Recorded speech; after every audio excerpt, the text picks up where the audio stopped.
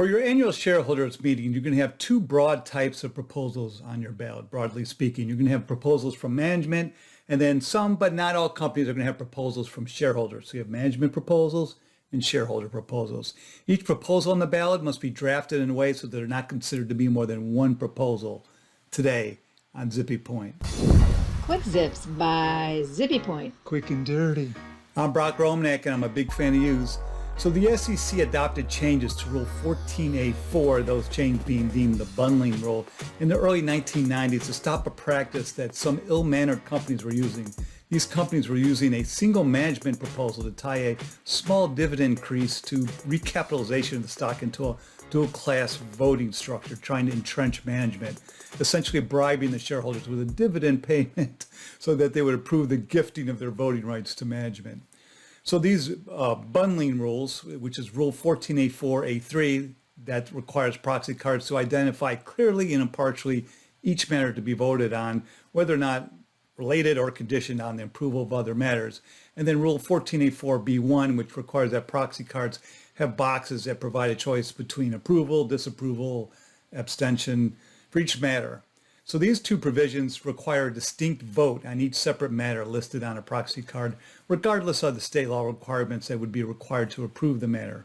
So here's an example of what an unbundled proxy card looks like. You'll see this has 10 different items on the ballot, each one with a separate type of change to the bylaws. This is an extreme example of how segregated the choices have to be. All right, so what is a separate matter? What constitutes a separate matter? Despite the broad language of Rule 14A4, the CorpFin staff over the years applied 14A4 fairly narrowly for management proposals, mainly sticking to the M&A context from 2004 until 2014. So there was one big CorpFin staff interpretation in the M&A context in 2004, feels like yesterday. Geez, that's about 2 pages long. It's a huge staff interpretation.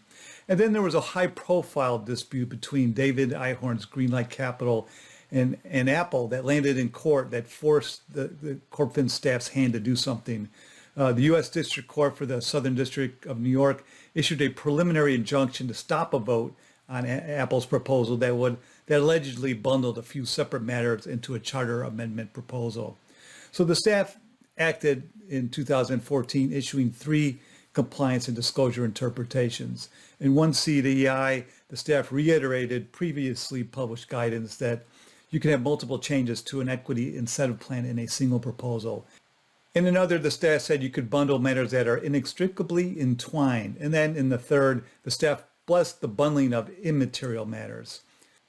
Then this study came out a year later in 2015 and argues that the SEC's interpretive guidance, these CDIs, wound up undercutting the effectiveness of the approaches taken by the courts over the years in this area. The study summarizes the 2 big cases in this area, the Apple case I mentioned before, and then there's this one from, I think it's from the year 2000, it might be 1999, Copel v. 4987 Corp. And that the result is that there's now ambiguity about how to apply the bundling rule. They note that in the study they note that the proxy advisors don't act as an enforcer here, really either. They act more on an ad hoc basis, applying a balancing test to determine whether the bundled proposal, if there is a bundled proposal, benefits or harms shareholders.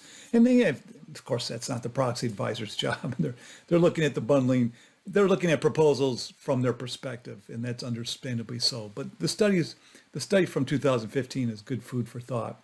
So let's talk about shareholder proposals for a minute. On the shareholder proposal side, Rule 14A8C only allows a shareholder who is otherwise eligible to submit a shareholder proposal to submit just one proposal a year to a company, just 1 year to a company. The SEC doesn't want one single proponent to flood one company with multiple proposals, drowning them. So this is over 40 years ago, or I guess it's a little bit under 40 years, that the SEC restricted. It used to be out more than 40 years ago, one proponent could submit more than one proposal. So this same type of issue arises in the shareholder proposal context and the management proposal context, but the rules are different a little bit. So the battle over how it plays out here on the shareholder proposal side is through the no action letter process that's set up under Rule 14A8, with the company having to give the proponent notice that there's a defect, that there's more than one proposal, and gives that proponent an opportunity to cure the problem, make it so it's not like that, so there's only one proposal. And if the proponent doesn't cure it, then the company has to submit a no action request to the SEC staff, arguing that the various components in the shareholder proposal that was submitted are not closely related and not related to a single unifying concept.